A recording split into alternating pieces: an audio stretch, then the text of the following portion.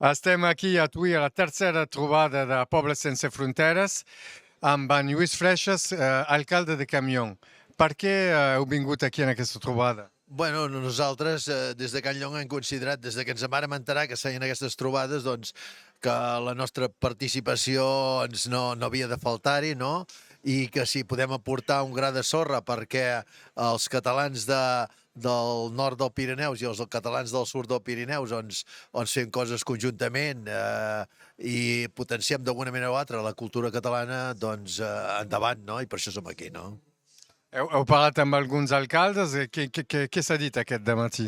Bueno, hem parlat amb diferents alcaldes sobre les problemàtiques dels diferents pobles i sobre aquelles coses que potser tenim en comú o no tenim en comú, o coses que podem fer que d'alguna manera o altra podrien compartir doncs, els d'allà amb els d'aquí i així doncs, fer alguna cosa en comú, no?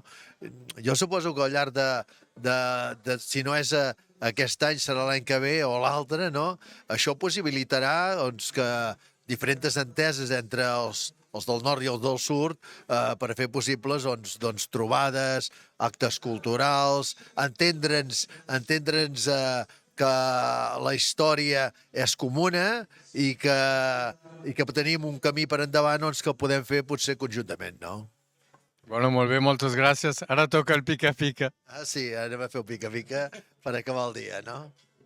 Gràcies a vosaltres.